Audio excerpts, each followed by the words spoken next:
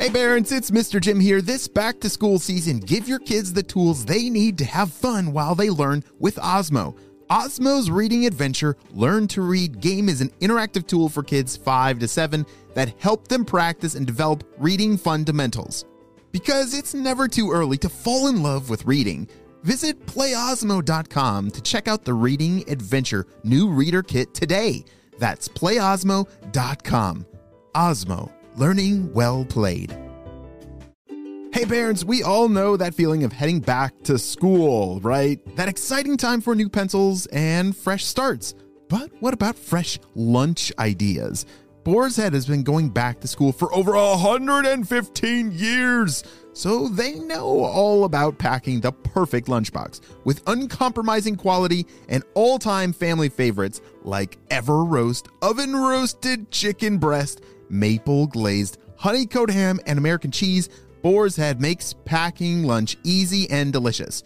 Look for Boar's Head at your local deli counter and learn more at boarshead.com/back-to-school. Boar's Head, compromise elsewhere. Hey, it's Roy Wood Jr., host of the Daily Show podcast, Beyond the Scenes, and we are back for Season 2.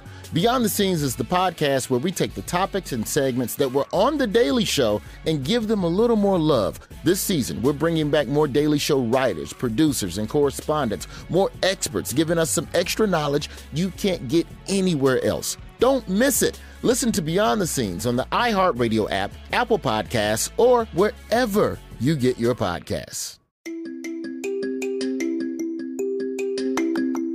Hey friends, it's Mr. Jim and welcome back to Kid Short Stories. There are some birthdays that we're going to celebrate after today's story, but if you have a birthday in September or October, we are scheduling those now, so make sure that you get on the list. Parents, you can check down in the show notes below for the links of how all that works. Well, friends, are you ready for today's adventure? Oh, I most certainly am. Let's go.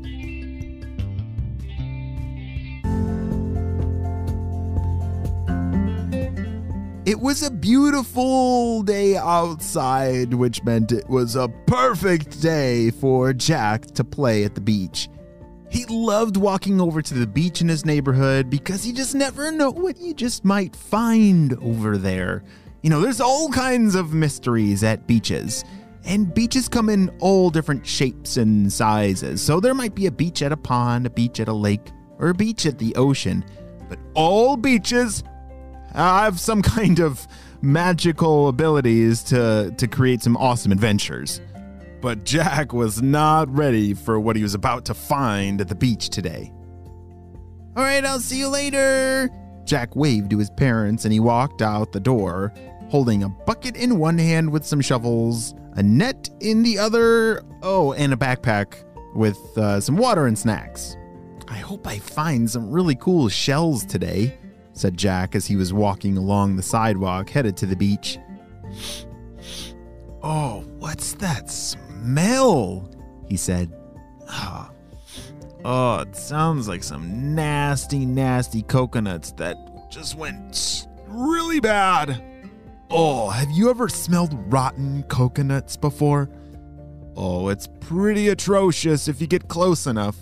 But it's strange because usually, you do have to get close enough to a coconut to smell it if it's rotten. How did Jack smell it from all the way back here?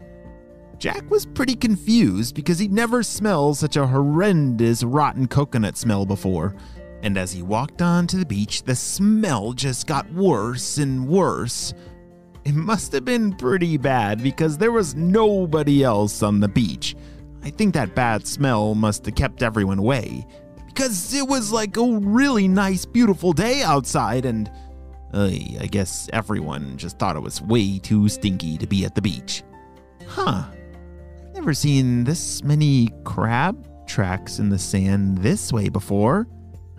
Jack noticed in the sand that there was a path of like crab tracks that were made on a trail in the beach, all the way down, kind of headed towards some trees down there. Jack had been to the beach 1,000 times before, and he'd never noticed such a strange trail of crab tracks, and he thought about following them. So he did. The tracks went all the way over some sand dunes on the side of the beach, and all the way down, and all the way up, and finally, oh! The smell was so bad. Jack had stumbled into a giant pile of stinky, rotten coconuts. The smell was so overbearing, Jack almost couldn't breathe. This is the worst smell I've ever... Why are all these in a pile? Jack had so many questions, but he could barely get any out. And then he heard a voice. Hey, are you a purple ninja? Who said that? Wait, purple ninja? Where? Jack started looking around in a panic because, if there's a purple ninja nearby, you don't want him sneaking up on you. As Jack spun around in a circle, he finally saw what was talking to him was actually a crab. Not your normal average crab. This was a giant crab. It was very, very large, and it could talk. Was that you, Mr. Crab? Said Jack. Yes, I'll say it again. Are you the purple ninja that's supposed to pick up all these rotten coconuts? No, I'm not. But wait, are you working with purple ninjas? Asked Jack. Well, if you're not a purple ninja, then I have nothing more to say to you. Good day. And the crab kept walking. You know what I said about, the craziest things always happen at beaches? Well, this was definitely the craziest thing that Jack had ever encountered at the beach. Wait, hold on. Don't just walk away, Mr. Crab. Are you working with the purple ninjas? Because if you are, I don't think that's a good idea. The crab froze and turned around. What do you mean it's not a good idea? Well, I just mean if they're tricking you into getting them stinky things for them, they probably are going to trick you in some way. Did they promise you something? Yeah, they promised if I got them a whole bunch of stinky coconuts that they'd give me some gold coins. They promised you gold coins? Said Jack with big eyes. I'm pretty sure they're tricking you. I'm pretty sure after they take the stinky coconuts from you, they're not going to give you any gold coins. What? I've been doing this whole thing for gold coins and you're going to...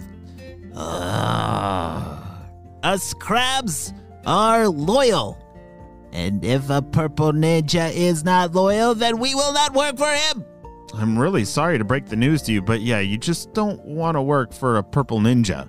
I had a bad feeling about this, but Sally over there told me that we should do this for the gold coins because us crabs, we really love shiny things. Oh, you like shiny things? Yes. Do you have any shiny things?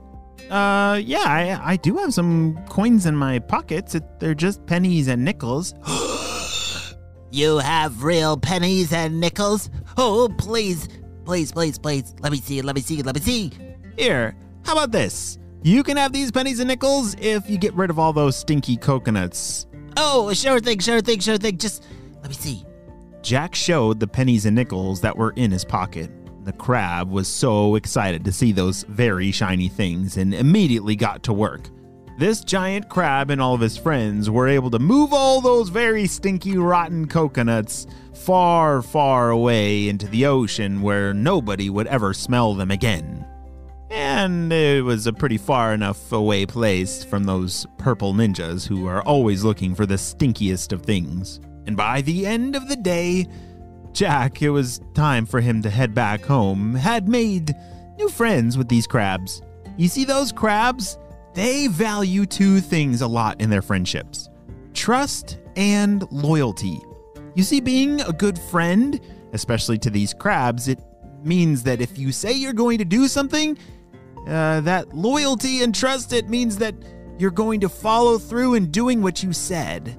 Which, as we know, those purple ninjas are not good at that, so they're not very trustworthy, loyal friends. But I'm so glad that this crab has made a new friend in Jack, because Jack is the most loyal and trusting friends a crab could have.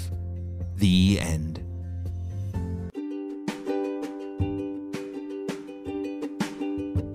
I need your help celebrating 2 birthdays. Drum roll, please. Happy birthday, Freddie! Woohoo! He's turning 5 years old. Freddie loves to collect slugs. Ooh. That's pretty awesome. Lives in Austria, and I'm so glad that we got to celebrate your big birthday together. Well, I hope you have a super duper day and find a whole bunch of slimy slugs, Freddie. And next up, we have drum roll, please. Happy birthday, Vivi! Woohoo!